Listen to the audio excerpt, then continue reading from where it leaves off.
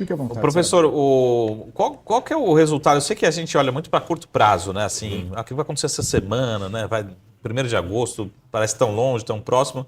Mas no longo prazo, vamos pegar o governo do Trump, enfim, nos próximos anos.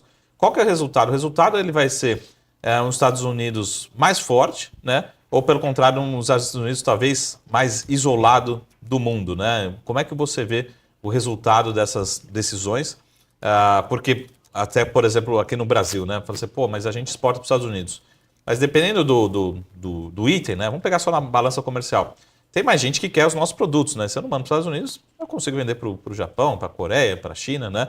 Um suco de laranja, enfim, uma outra commodity.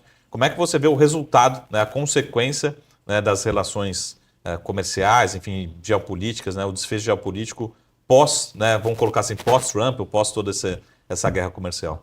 Sabe, Saravali, uma das coisas mais interessantes que aconteceu, se você lembrar, tinha muita gente, 2 semanas atrás, completamente contrária ao BRICS. Não é? Um monte de analista falando que, pelo fato de o presidente Xi Jinping não ter vindo, o fato de o Putin não ter vindo, que o Brasil era, eu vi isso, hein? O Brasil era uma marionete e um garoto de recados da China. Eu vi, e gente de calibre falando tamanha coisa. E o que a gente viu é que 2 semanas depois, né, não deu nem uma semana que terminou o negócio, o Trump vem com essa medida, e qual é a resposta e quem é a solução para a gente? Os países do BRICS.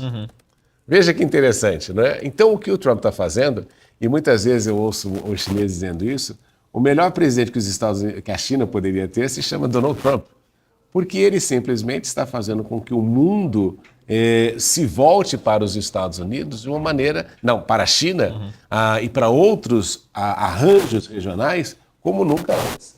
Porque, veja, se eu lhe perguntar, você confia no governo Trump se você fizer um acordo com ele hoje? Demora para responder, pelo menos. Dá né? para você? Não, eu confio plenamente em fazer um acordo com o governo Trump. Veja só, ele vai... e veja a irresponsabilidade do Donald Trump, né, como presidente, e até uma história assim meio de fanfarronice dele. Ele fala e faz um acordo com a China na questão de detalhes de terras raras. Né? Disseram lá, anunciaram que era extremamente importante para os Estados Unidos, e aí eles chegaram a um acordo, mandou os negociadores na Suíça, celebram aquele acordo que foi feito, e aí ele termina a reunião do BRICS e disse, olha, o país do BRICS vai tomar 10% de imposto de importação sobre aquela situação que ele tinha feito com a China e negociado. Ou seja, negociou numa semana, na outra ele já anunciou uma outra completamente diferente, medidas completamente diferentes.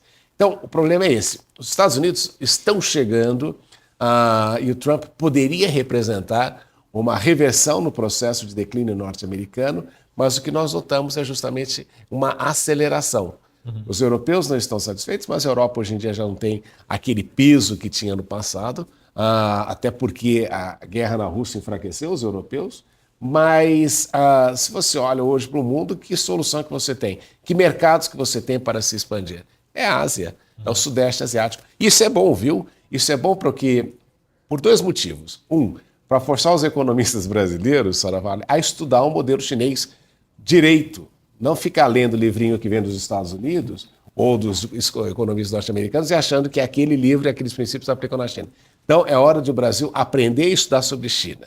Em segundo lugar, o nosso próprio corpo diplomático entender que o circuito Elizabeth Arden, que é Paris, Londres, já não é tão relevante assim. E a turma tem que ir para a Ásia, tem que aprender mandarim, tem que aprender outras coisas. Então é hora de mudar isso. Eu acho que talvez seja o choque aí que o Trump nos deu para fazer com que o empresário brasileiro seja menos preconceituoso com relação à China, que ele avance e que nós tenhamos uma mudança de perspectiva com relação aos mercados emergentes.